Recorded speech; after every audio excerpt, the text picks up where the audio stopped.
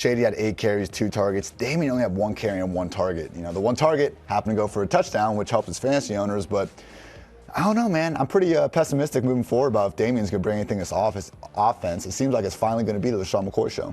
Yeah, and this Chiefs offense is a strange one. And by the way, you can always follow along at rotoworld.com/DFS. That's where our toolkit that's presented on the screen right now is from. But yeah, this Chiefs offense is just a strange one because it was locked into a 3 wide receiver set, and then suddenly 1 receiver goes down, we get Byron Pringle in the lineup. But now Byron Pringle, because he performed so well, is here to stay. Like, he played just a similar amount of snaps to Mecole Hardman and Demarcus Robinson. So they're now working as 3 receivers in 2 available sets outside of Tyreek Hill. And Tyreek Hill obviously will play more snaps the healthier he gets, which I'm assuming will be this Thursday. So last week, Pringle played 59% of the snaps from the slot. I think he's the Sammy Watkins replacement. We saw Demarcus Robinson. He still played 86%. We saw him in the offense last season, too. I think they want Robinson to be that 3rd guy more times than not. Hardman was actually the guy that got his snaps taken away the most from Tyreek Hill. With this week, without Watkins being there, I agree with you. I think it's going to kind of be some of Pringle, Robinson, and Hardman. Moving forward, it'll be interesting to see what happens, though. I'm hoping that this will finally be the bounce-back spot for Travis Kelce that we've been hoping for, just because he has had a bunch of success against the Broncos over the years. But I think the one thing we got, and it's easy to look back at games and see like, oh, this is why it went wrong. But one thing with this Chiefs, mini skid they've had over the last 3 weeks, Eric Fisher being gone, I think, has really been huge. Their starting left tackle, haven't seen him, and Mahomes in weeks 1 through 3 had the 4th lowest rate of dropbacks under pressure. That's ballooned up to 22nd over these last 3 weeks. So Von Miller and company, they've been getting a lot better on defense last 2 weeks. I think they can pressure him. With that said, having Tyreek there, it's just going to open up the intermediate area of the field so much more when he's going to be playing more than 50% snaps in future weeks. I think better things are ahead for this Chiefs offense. And remember, as we move along here, you can also join in on the fun by asking questions to the Twitch channel and YouTube channel. So feel free to get those in, and we'll answer them as we move along. Do you have a particular captain spot, one person you're eyeing here? Because I have my pick. I just want you to go first, though. Yeah, I'm looking at Kelce, man. I'm pretty confident that bounce back. If I wasn't going Kelce, though, I think I'd go Courtland Sutton. He's actually emerged. It looked like at the beginning of the year it was going to be the Manny Sanders and Courtland Sutton show, but especially with Sanders dealing with these injuries lately, it's been just Sutton. He's got at least 4 catches in every game, at least 7 targets in every game, and he's just truly been efficient and good. I mean, the guy's catching jump balls. He's one of 18 wide receivers averaging over 2.25 yards per route run. The guy's efficient. We knew he was really good last year. The concern was with Joe Flacco, but, I mean, just the way Flacco, he is willing to take deep chances down the field. He is willing to throw into contested coverage. So even if it's not always the prettiest thing or most efficient from a quarterback standpoint, it's been good enough for Sutton so far. The take on the Chiefs' money line in Vegas. So it's now decreased all the way to -155, which means pro bettors and sharks are coming in hard on the Broncos' money line. And as we sort of sort this matchup out in our heads, I actually like Royce Freeman a lot tonight. Not only due for touchdown regression, because Philip Lindsay's scored 4 touchdowns, whereas Freeman has none on the year. But he's actually run 22 more routes than Lindsay on the entire season, despite the fact that he does have 20 fewer carries than Lindsay's. And yes, as we've seen, the blueprint has now been laid out how you defeat the Chiefs. We had Marlon Mack handle a career high 29 carries and go for over 120 yards. And then we had Carlos Hyde, despite fumbling on his very first touch, they went right back to him. And that dude, who can't break a single tackle, still got over 100 yards against this Chiefs front 7 that is the 3rd lowest rush defense DVOA. So I think it's a combination of Freeman and Lindsay. However, given that they have mirrored in touches, I think Freeman's in a terrific spot to bounce back here. I like that call. 87 scoreless touches for Royce Freeman this season. The next closest guy is like 27 away from him. He's due. I can definitely see it happen tonight. But with that, we are now going to talk about the Week 7 main slate, one that does not have Christian McCaffrey on there because he's on bye. We're not used to that. And then another that clearly doesn't have the Chiefs offense, so there's no need to pay up for Patrick Mahomes since he's playing Thursday. So Ian, quarterbacks, your building block. Who are you sticking with this week? Kind of like last week, man. I think we got to pay up again. There's just not many guys under 6K that I'm just truly comfortable in putting in a cash lineup. And as I've just gone through some early roster construction, there's enough value at running back and wide receiver that I think we can afford to pay up at QB and tight end this week. So I'm going with Lamar Jackson. And I've gotten a surprising amount of start-sit questions this week of people concerned about him going to Seattle. Really? Yeah, it's surprising me because, look, this has not really for a couple years now, been the same Legion of Boom defense we need to necessarily fear. I mean, they're 15th in pass DVOA, 21st against the run. They're fine. They're getting Jaron Reed back. Ziggy Ansah's been doing some good things. Clowney, obviously. They got some good pieces in the front seven, but particularly on the back end, nothing to concern ourselves with. So I think it could be a pretty good day for Lamar throwing the ball. And even if it's not, the guy's rushing floor is unlike anything we've ever seen. I mean, coming into the league, we thought Lamar Jackson, it was like, this guy could be the next Michael Vick. He's been better than Vick, just as terms of rushing productions involved. I'm not trying to say he's maybe, whatever. No hate towards Michael Vick. With that said, Lamar Jackson, 77 rushing yards per game. That's the second highest rate in NFL history, only behind Lamar Jackson last season when he was at 79 in his 7 starts. So the floor is insane. We've seen him work as a top 3 QB in 4 weeks already this season, top 10 QB in 5 weeks. Floor is wild, and again, not a matchup I'm afraid of. What's funny is that my building block's on the other side of that ball, which means that we think that game is going to shoot out.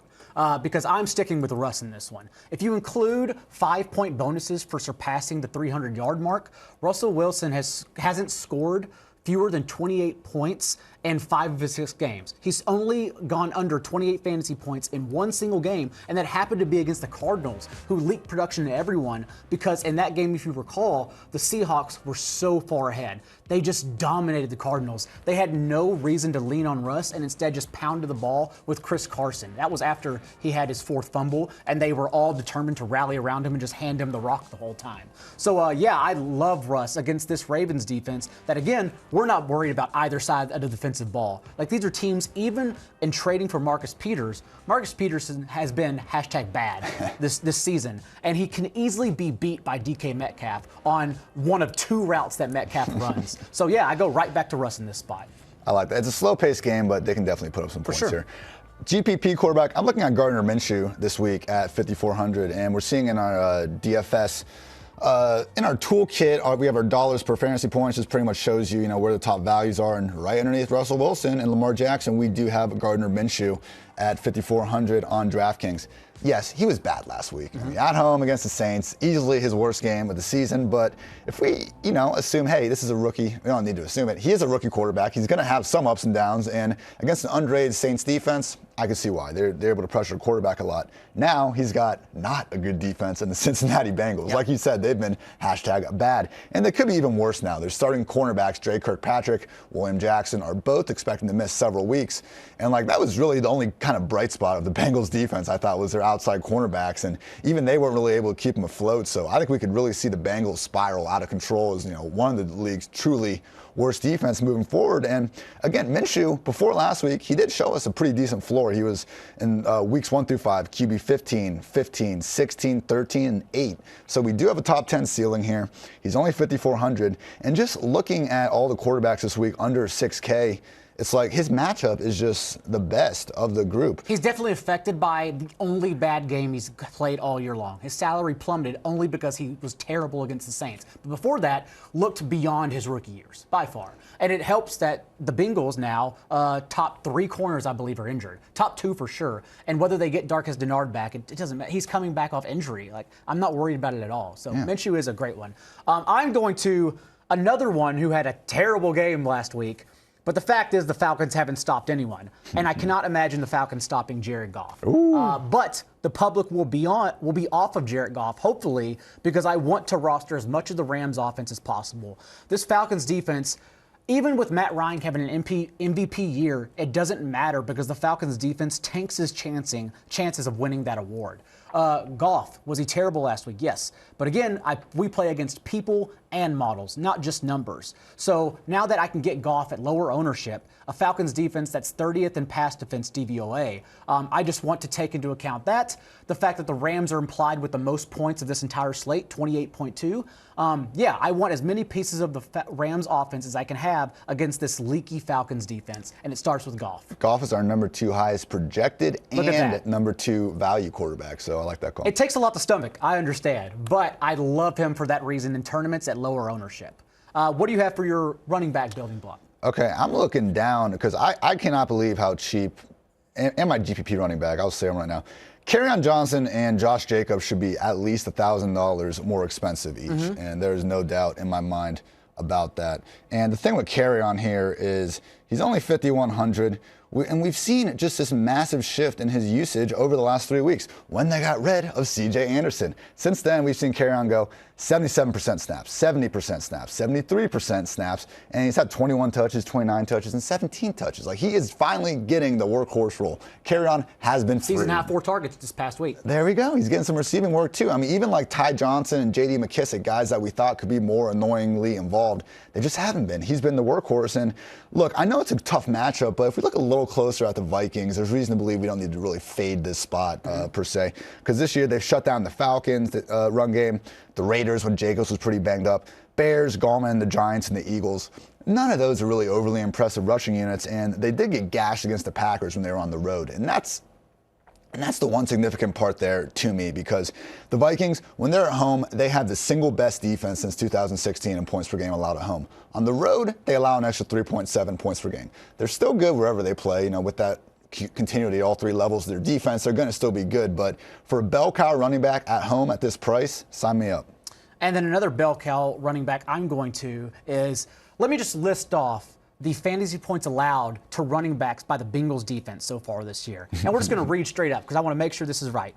26.8, 58.8, 22.8, 50.1, 36.2, and 23.5. And now we get Jacksonville, who, as we know, are leaning heavily and only on Leonard Fournette. Leonard Fournette, over 90% of the team's carries, over 97% of the team's targets, over 90% of the team's routes run from the backfield.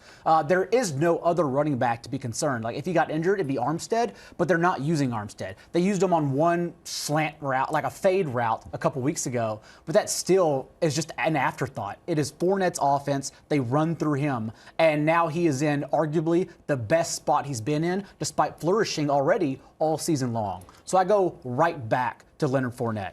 And we have a couple questions, actually, on potential tournament plays here. So I want to get to them before we get to our tournament options. We have this one. Miles Sanders is playing the Sunday night game, but we can involve him anyhow. So let's say you're playing all day Sunday. Would you go Frank Gore against the Dolphins? We're going to talk about the Bills here in a second. Or Miles Sanders? I would go Frank Gore. There's just such a higher touch floor for him. I do like what Miles Sanders has been doing, and even not in fantasy, like some of the blitz pickups this guy's had have just been nasty. I mean, he is fully in that pass down back role as long as Darren Sproles is out. But even then, we saw last week, I mean, for him to only have, I think it was like 8 or 9 touches last week when they were trailing pretty much the whole game, was concerning to me. Gore, home, Dolphins defense. Like, Devin Singletary's back, but even when Devin Singletary was playing the first 2 weeks, Gore still had, I think, 32 touches in those games, even though Singletary had the snap. So it's too big of a touch difference for me to go with Sanders. I agree. I agree, and I will talk about the Buffalo running backs here in just a second. But go ahead. You go ahead with your tournament play. All right. I mentioned him before, but I am going with Josh Jacobs, who is popping a little bit as one of our value plays. And again, I just think he's too cheap. Yeah. This year in non-blowouts, he's had 24 touches, 19 touches, and 29 touches. The one problem with him that we've kind of been on all season has been his lack of pass game work. He has been a little bit more game script dependent than we would have hoped for. With that said, he had a season-high 17 routes in week 5 before their bye, season-high 3 targets. Jon Gruden has come out explicitly and said, like, they want to get him more involved in the pass game, and that's what they did. Not as much as we probably wanted, but it's going to keep happening. He's their first-round running back. They've been feeding him when they can feed him, and I think it's going to continue. And look, I mean, when he's facing now a Green Bay defense that has really been one of the biggest run funnel defenses in the entire league. I mean, they have a really good pass rush, a good group of corners when they're not facing Amari Cooper.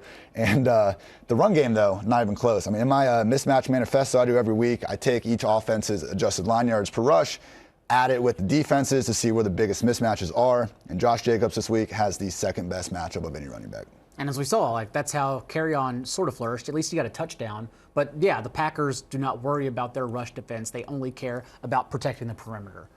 We had the Frank Gore question a second ago, and I said I'd talk about it because I like Devin Singletary in tournaments this week. Yes, Frank Gore's early down. Is Frank Gore still going to lead in snaps? He's still going to get the early down work. Devin Singletary has only had 10 carries on the entire year, and 70% of those, 7 of those, have gone for more than 10 yards. He's been an absolute explosive monster. He had 6 targets in week 1. I imagine had he not been injured and played more in week 2, he would have also seen a high share of targets. So I don't mind going to the forgotten about Devin Singletary in this spot because that's what happened. He hasn't played for nearly a month. Anyone barely remembers what he's capable of. And now against the Dolphins defense, who has allowed the most fantasy points to opposing running backs. So I just think it's a great contrarian pivot off of Frank Gore. We've seen the Ravens, Cowboys, like teams get up on the Dolphins, and even if you have a lead running back, Frank Gore, Singletary, we've seen these backups have plenty of touches as well, so I like it. Parker CT asks, Chase Edmunds if David Johnson's out. Let's assume for a second, because yes, you do play Chase Edmunds everywhere if David Johnson's out. Exactly. Great spot against the Giants. But let's say David Johnson plays. Where do you think David Johnson sits among this week's options at running back? DJ, if he's in, I mean, it's good, man. They're playing the Giants, who have not been a defense to fear at all. Right. They've been terrible, bottom 3 yards per play and all that. I'm just a little concerned about him in general. He did not look good. Chase Edmunds has looked better all year than David Johnson. At least the last 2 weeks, Okay. I'll give you that. But the thing is, you can't trust Edmunds because even last week with hobbled David Johnson, he still played 75% snaps and was dominating all the usage. His big plays just seemed a little fluky to me. I'm not going to be investing in DJ as long as this back issue continues to be an issue. And unfortunately, they're still playing him enough that I think Edmunds doesn't have any standalone value. So this is a particular matchup. It is a high-scoring affair, Giants-Cardinals, that I'm sure we'll talk about here in a little bit. But first, I want to get to the building blocks at the wide receiver position. Yes, sir. And I have my favorite play of the week coming up, and that is Mr. Tyler Boyd. And it does not look like A.J. Green's going to play. He's not practicing again. Right. Today, didn't practice yesterday, and he doesn't have his rivalry game with Jalen Ramsey, unfortunately. But look, here's the thing with Tyler Boyd. The Jaguars haven't really faced a high-usage slot wide receiver yet, but they have allowed the single most yards per game to number one wide receivers at almost 97 per clip per Football Outsiders. They're 26 overall in DVOA. I mean, we knew that they weren't a very good defense without Ramsey. We've seen that happen, and now Ramsey's for sure gone. A.J. Boyd does not move into the slot, so we're looking at Boyd getting most of his reps against DJ Hayden. Not bad, but come on, this is a spot that Boyd can win, particularly because only Cooper Kupp, Michael Thomas, and Tyler Boyd have over 60 targets this season, or at least 60 targets in Boyd's case. So he's getting all the targets, and to make matters even better on DraftKings in particular, season low 5,600 salary. So price discount, great matchup, volume, sign me up. I'm going to another discounted guy because his salary didn't budge from last week, even though it should have. If you look at Mike Williams, the box score only says 5 for 72. But you go behind the scenes, he got double-digit targets. He got nearly 200 air yards, and it all didn't hit, right? He didn't even have a touchdown. He has so much potential to regress immediately against the Titans' defense. Yes, this game will be slower and has a low total on the week, but that's why I think we can just take advantage of his price since he did get the Sunday night discount because both sites put out salaries ahead of time. So no matter what Williams would have done, he would have stayed the same. And the truth is he should have exploded. And I think he explodes this week against the Titans. We do have one question here, though, coincidentally about the Titans, because Gio Yeri asks, what do we think about the Titans receivers? Can you trust any of them with Tannehill under center now? No. No. I think that's the easy answer. No. I want to. I really hope that Tannehill, unlike Mariota, prioritizes his young, athletic, stud receivers, Corey Davis and A.J. Brown, instead of 35-year-old Delaney Walker. I think Tannehill threw 16 targets last week. Corey Davis was the most targeted guy, small sample. I'm cautiously optimistic. If you have, there's a lot of buys going on, so I know it's kind of tough to stash guys that aren't giving you much value right now, like on your season-long bench. But, pay close attention to these snap rates and targets for A.J. Brown and Corey Davis, because even though they haven't had the production yet, we know both of them are very good, and all it takes to kind of get them more involved is just a little bit different target share. But right now, we can only trust Derrick Henry. It's almost as if we're not watching their snaps, we're watching Tajay Sharp's snaps. It's so annoying. The moment Sharp's snaps decrease is when we get, I don't even want Corey Davis, I want A.J. Brown full time. And that's when we should unlock it. But the fact is, they continue playing 4 wideouts, and they shouldn't be. But we can go ahead and move on with your tournament play here. Yes, sir. I'm looking at Mr. Dante Pettis. He is at the low price of $4,100 on DraftKings, and things have been on the up and up. I mean, I wasn't really that high on Pettis in the offseason, but weeks 1 through 3, 3% snaps, 50% snaps, 42%.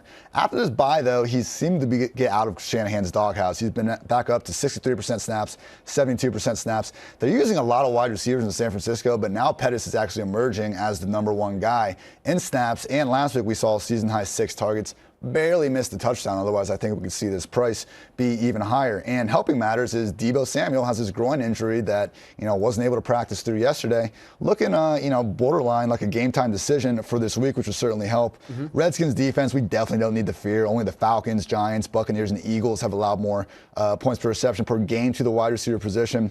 Josh Norman, for years, hasn't really been a cornerback to worry about. And, Shanahan does such a good job moving these guys around anyway that it's not an issue, even if he has a good game. So I know Kittle is going to be the number one receiver still. The running backs are pretty involved. But, Pettis, if we can project 6 to 8 targets against a pretty trash defense, only 4,100, let's do it. Well worth it. If you're going to stack Goff, then you're going to have someone to stack him with, and that's why I'm going to Brandon Cooks, who will certainly be overlooked after 2 straight performances of 3 targets. But remember, he had a concussion, so perhaps he would have had more had he not gone out with that concussion. But the fact is, even in those minimal targets, he still leads all these receivers with 100 more air yards than Robert Woods. Yes, Cooper Kupp continues to be the safe option as he leads the team in target share. But Cooks is still more than capable of explosive plays against the Falcons defense that has allowed the 2nd most fantasy points to opposing wideouts. So he will be, I assume, lower owned than Kupp and Robert Woods. And him and Gerald Everett in particular will likely go overlooked despite being 2 explosive players in this offense. So I like Cooks a lot this week. Yeah, I'm with you there. Jared Goff, league low deep ball rate. So Sean McVay's a smart guy. He's going to realize they got to get that deep ball back on track. What better defense to do it against the Falcons? None other. And we can go ahead and move on to tight end as well, if you have one in particular that you're looking at as a building block. Yes, sir. And I mentioned this, when we were going over quarterbacks a little bit, but I think we can pay up a little bit at tight end this week. I'm looking at Darren Waller at 4,700, coming off the bye. I've seen more hype on Foster Moreau than like any other backup tight end in the league. People are talking about him a lot. Yeah. He's fine, but look, Darren Waller is still, he just signed a contract extension. There is no doubt that he is the featured pass game target in this offense, especially if Tyrell Williams is going to stay out, and he didn't practice Wednesday, even though they just had that bye. So looking good for Waller there. Only Evan Ingram and Zach Ertz are averaging more targets per game than Waller this season, up at 8.4. Somehow hasn't found the end zone yet. I know we shouldn't expect him to find the end zone a ton in this Raiders offense, but with that said, at some point it's going to happen. Against Green Bay, much rather take a chance against their safeties and their cornerbacks. And I think, at 4,700, let's do it. Another cheap option that I like too is someone unlike Mike Williams who really truly exploded and did not get the bump. He got the advantage, and that's Hunter Henry. He was supposed to be limited in that game Sunday night against the Steelers, but he still ended up playing. He ran 36 routes to Virgil Green's 10 as the number 1 tight end. And yes, it's because they trailed. They needed to get him on the field. But even so, he showed his talent immediately. 8 catches, 100 yards, 2 touchdowns. The dude is awesome. And he's now healthy, and he's back, and his salary does not account for any of that since he got that Sunday night advantage. 4K on DraftKings in particular. So it's just one of those you lock in, and you don't worry about it whatsoever. Yeah, I would say go with Hunter Henry over Darren Waller, all things equal. So my GPP play, though, so if we look at this is on DraftKings, look at the tight ends that are 4K or over. Hunter Henry, Darren Waller, Mark Andrews, Austin Hooper, Evan Ingram, George Kittle, and Jimmy Graham. I think Jimmy Graham's going to be the one guy in the group that does not have any ownership because he's Jimmy Graham. We saw what happened last week. He hasn't looked good, and people aren't going to want to play him. With that said, this is a really good leverage situation, I think, for tournaments because tight end, one of the more just fickle positions in terms of, I think, trying to project consistency week to week. And Graham's at a spot right now where we can at least project him to get a good amount of targets. He's been healthy. I know he missed practice yesterday, but they're just kind of resting him. He's played 70% snaps last 3 weeks, averaging 5.7 targets per game. No Devontae Adams. No Geronimo Allison probably. No Marquez Valdes-Scantling potentially. They don't have a bunch of, I know everyone's all on Lazard this week and stuff like that, but Graham is truly the most ingrained pass game option right now in Green Bay, and he's a tight end, but he's spent 53% of his snaps in the slot or out wide.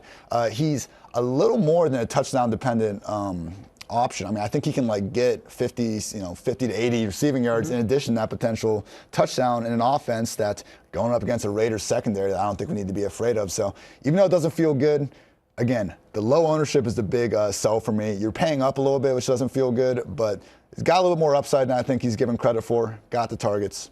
Well, let's rank. I know we talk about we discussed salaries, and that's why you want him. But Tarek76 asked about Allen Lazard. So let's go ahead and actually rank these options production-wise. And I actually have, and let's assume that everyone who is limited right now will be out. I think we're going to get Lazard, Jake Kumerow, Jimmy Graham, and is it the third receiver going to be the guy they just called up from the practice squad? They had Shepard running a lot. Oh, yeah, week, but Darius man. Shepard also had that like big drop and then got removed for Lazard. Yeah, but let's say Darius Shepard then, okay? I do think it's Lazard, Graham, Kumerow, and then Darius Shepard. Yeah, I would agree with that. It's just tough to tell with Lazard, man. I mean, we're pretty much basing all the love off him like on one catch. Yeah. Well, he came in the fourth quarter. I'm kind of basing the low off, and maybe it doesn't mean anything either, is that I don't know if you saw that report, but like Aaron Rodgers went to the sideline and told LaFleur to put Lazard in the fourth quarter. And then Lazard came in the fourth quarter, and as we saw, 17 snaps, 4 catches, and a touchdown. So I'm only loving it because Aaron Rodgers loves it. So. No, that's fair. And it's just one thing, and you know, this LaFleur offense, maybe not the hottest start, but over the years we've seen what Aaron Rodgers wants is what's most important in Green And Bay. who knows, maybe you just trickle down to Jamal Williams and Aaron Jones, who are both getting used in the passing game as well. And Jamal Williams, for the first time in his career, the past 3 seasons with Aaron Jones, like is actually outplaying, like warrants the touches he's getting because he's looked awesome. To see that price difference between Jamal Williams and Aaron Jones, It's crazy. Look, I 100% agree Aaron Jones is the better running back, but when they're playing virtually the same amount of snaps and getting very similar touches, like you just can't rationalize it. My tight end for tournaments, though, it does depend on Marquis Brown's injury. And if Marquis Brown's healthy for the Ravens, there's no doubt in my mind, like you should just plug him in as a slot wideout against the Seahawks in what should be a high-scoring game. But if he doesn't, Willie Snead led in routes run among Ravens wideouts last week, but only got 3 targets. And it's because Mark Andrews becomes their slot receiver. And I didn't piece it together last week. I needed proof, and that's what happened. Andrews ran 27 routes. 18 of those routes came from the slot. So he then just trickles out, becomes their slot receiver, and as we know, Lamar Jackson leans that way with a high share of his targets as opposed to getting Boykin or Seth Roberts or someone else involved on the outside. So if Marquise Brown's out, I think you can definitely go to Mark Andrews in tournaments. Yeah, I like that call a lot. Real quick on just my defensive play of the week. Why on earth are the Colts only 2,000 at home after they had a bye week and we saw them shut down Patrick Mahomes in Arrowhead? Yeah. Like, this is wild to me. The Colts are actually like a well-coached, good defense. They're getting their biggest difference maker, Darius Leonard, back after the bye, and only 2,000, man. I mean, I'm not like in love with Marlon Mack this week, but it's a good spot for him, and that is just one of the easiest stacks I think you can make all day. So I'm definitely, I might have Marlon Mack in cash per se, but I can guarantee you I'll have Colts at 2,000 in cash. And before we move on to build a lineup here, I'll just give my defense really quickly. And it's because 2,400 Arizona, Patrick Peterson's coming back. And yes, they have leaked the 28th highest yards per play average against opposing offenses. But one, they get Peterson back, a true shutdown corner if they use him properly. And it's a different coaching staff, so they should use him properly. And two, Daniel Jones has still been under the highest pressure rate since going under center. This Giants offensive line blocks the run perfectly, but they are so bad at pass protection. So you can still get a few sneaky sacks from there. You can potentially get a few turnovers because Daniel Jones certainly hasn't been a world beater. 3 of 19 on passes 20 yards deep since he's got under center. So I think Arizona's a sneaky defense to run it back. Yeah, I like that call. All right, well, let's go ahead and build this lineup for people. I'll let you start, though. You tracking it for us? Yeah, I can track it. Awesome. That's good. Okay. And then, as always, again, we're using rotoworld.com/DFS. We're using the optimizer to build this lineup. All right, I'm going to help us save some salary here from the get-go, and we're going to go down to the 5K range at running back. Look, I mean, when we have McCaffrey like on the slate, I get paying up for him, but if not, Saquon at the risk of a little bit reduced snaps potentially. Give me Josh Jacobs at 5K. I mean, the fact that like guys like Latavius Murray, Frank Gore, Matt Breida, Devin Singletary, even like Devontae Freeman, all these guys that are somewhat involved in committees are costing more than the Raiders' bell cow against a bad run defense. And I don't get it, John. I agree with you. Like we said, especially because the Packers choose not to defend the run. They just continue leaking against the running back. I kind of want to set the quarterback for us, but it does set a precedent because that's an important position. Because everyone's kind of looking at 4 quarterbacks. However, as Rigatonio mentions, Josh Allen is also another overlooked one. Josh Allen, who plays the Dolphins this week, and as we know, Week 17, 220 and 3 touchdowns, as well as 95 rushing yards and another 2 touchdowns. Just absolutely smashed the Dolphins this past week. However, I still want to get involved on this Ravens-Seahawks game because I think it'll be one of the overlooked ones as opposed to everyone trying to get in the Falcons and the Rams and even Texans players. So I'm just going to go to Russ. I don't care about his ownership. We can find other ways to get contrarian. Okay, if you're going Russ, I'm going to hook us up with Russ is not his top receiver. I'm a little worried about Tyler Lockett this week. Marlon Humphrey is turning into one of these cornerbacks that we actually need to worry about. 33% catch rate, I believe, targets towards him. He's been so good. The only guy that really got the better of him was Juju. I think he caught like all 7 targets for 70 yards and a tutty. But like Humphrey even forced a fumble on Juju in overtime and kind of, And it's interesting because the Marcus Peters ad does push Marlon Humphrey to the slot. Yeah, he has been like chasing guys in the slot. Boyd, Juju did it. So I'm trying to find out where I think he's high 4K. DK Metcalf at 4,800. Again, I mean, you said it with Marcus Peters. I mean, I've tried to give the guy some love over the years because he does gamble. He'll make big plays, but more and more recently, like it's been bad gambles and he's just giving up plays and leaving guys exposed. All season long, we've seen DK Metcalf. He's getting the red zone targets. He's getting the deep ball targets. One of the more fantasy-friendly receivers in the entire league and a potential high-scoring spot. Let's stack him up with Russ. Okay, so if you're doing that, I'll just run it back quickly and then let you decide because this clearly depends on his injury, but I would like Marquis Brown. Marquis Brown has been forgotten about since he's dealt with his ankle injury, but prior to this injury, remember, he still led the Ravens in target share and air yard share. Yes, the past few weeks, he hasn't been an explosive receiver, but I think it depends on that injury. And if we get him either limited on Thursday, perhaps full on Friday, we don't know just yet, then I'm clearly interested in running him back immediately at lower ownership. So I like to lean on Marquise Brown this week. All right, I'm going to tight end. And again, we've talked about this. There's just, like, I like getting cheap tight ends when possible, but there's just no one. I mean, Vernon Davis at 3,300 maybe, but the 49ers have, like, by far been the best defense in the league against tight ends. TJ Hawkinson keeps getting stopped, like, just short of the goal line. He kind of dropped the touchdown. Not even just short. Like, I think it's 3 touchdowns now where speed have hit the end zone, but he gets it ripped out. And he had one last week. The dude's hand was, like, up in his face. Probably should have been a penalty. So I am going to pay up for the smash spot of all smash spots. Evan Ingram, 6,500 against the Cardinals, who, look, they've just been by far the worst defense against tight ends. I understand they got rid of their safety a couple weeks ago. That was kind of the main culprit in that. But as we saw with Austin Hooper last week, still not exactly a positional unit we need to fear. And, Sterling Shepard, he's been out there, still in a concussion protocol. Even if he returns, like Evan Ingram, for him to be 6,500 still, I think that's still just a little cheap for the clear-cut #1 receiver in this offense. He leads all tight ends in targets. Daniel Jones had no problem feeding him the ball. And, man, he's just really good. Like, this guy after the catch, he's pretty much a wide receiver playing tight end. And he can block, too. I'm not trying to say he's not a complete player, but truly just a very, very good player, and I want to invest in him. Gio Yeri asks, why do we talk about Mike Williams and not Keenan Allen? That's a good question because, as we know, Keenan Allen's 14 targets the first 3 games average, and then 5.5 targets the past 3 games, as Melvin Gordon has gotten more involved and kind of sucked away from this offense as a whole. Not just Keenan Allen, not just Austin Eckler, the entire offense. So, yes, we've been disappointed with Keenan Allen. However, he's more of a tournament play now as opposed to the first 3 games when he was a cash option because he was continuing just to run this team in target share, run the league in target share. But yeah, it's gone away the past 3 games. And I think it continues to go away because Melvin Gordon, the more they get him involved and they continue giving him more touches and snaps, the fact is their offense gets worse.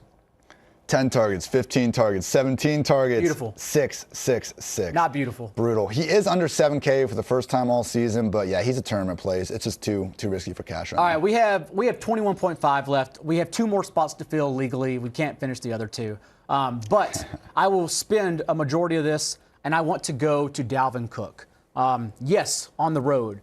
But the fact is, without Mike Daniels and Deshaun Hand the past 2 weeks, Detroit leaked over 5.5 yards per carry to LaShawn McCoy. And then as we saw against Aaron Jones and Jamal Williams, a combined 150 yards. They are struggling to stop the run. And of course, they paid for corners, right? Like they made their secondary much better in stopping the pass, and they've been great. Top 6, I believe, in pass defense DVOA. But against the run, they've struggled mightily without being full hands on deck. And Dalvin Cook, as we know, the Vikings still, along with the Niners, tops in situational run rate in one-score situations. So I'd love to just go right back to Dalvin Cook in this game. They have leaned on Kirk Cousins the past 2 weeks. This is not a game you'd lean on Kirk Cousins. Yeah, and I don't really anticipate Saquon being too limited this week, but there is still that chance for reduced snaps. And so Dalvin Cook is easily, I think, the most sure thing running back on this slate. And he's priced right underneath Saquon Barkley. So if you think Saquon has a lot of ownership, which I believe he will against the Cardinals defense, then it's just once again, just a mind game. You're playing against players with DFS theory and just tapping him instead. Dalvin's biggest problem this year has just been them getting too far up in games, and they start just feeding Madison at the end of the games because why put the extra mileage I saw a lot of waiver wire columns like pick up Madison. It's just like, he's still just a handcuff, though. Nothing's changed since week 1.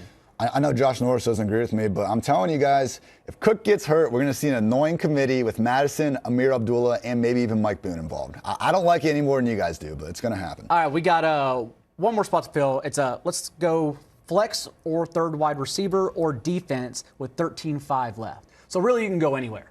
Yeah, let's save some money for the people and do my awesome pick. The Indianapolis Colts at 2,000. Last week, I came to you with the Jets, who are the cheap guys. They worked out, luckily. Yep. And again, I mean, we didn't even mention with this, like, they're facing Houston, who's awesome, but again, Deshaun Watson, he takes sacks. He does this for a good reason. He's Superman. He can pull off the impossible sometimes, but when he doesn't pull off the impossible, usually he gets sacked because he's not checking down and he's not throwing the ball away. So, I mean, I haven't thought this next part through a ton, but if we get Kenny Stills back, I think the rates do actually line up a little bit. Like, he's looking way more downfield in general when they have the 3 field stretchers out there. When you put Kiki in there, maybe he's a little more willing to stay inside the offense. But, like, we're not going to see that same offense that we saw last week where they're getting Akins and Fells involved, trying to get the ball out quicker there in Arrowhead. I think they're going to try to open things up against the Colts, which, hey, maybe it works. Deshaun Watson's incredible. But for 2,000, I'm willing to bet on, again, not a bad defense by any stretch, at home against a quarterback that takes sacks. And that leaves everyone with 11.5 to play around 2 more positions. So again, Russ, Josh Jacobs, Dalvin Cook, Marquis Brown, DK Metcalf, we have our game stack, Evan Ingram, and Colts defense, and we can start from there. Not bad. Well, thank you all again for tuning in. We will be back, Roto World Football Podcast. Please go subscribe and tell one friend. And we'll be back Sunday morning for the Q&A show, Twitch, NBC Sports app, and YouTube. So next week, we will see you on DFS, Roto World's Building Blocks.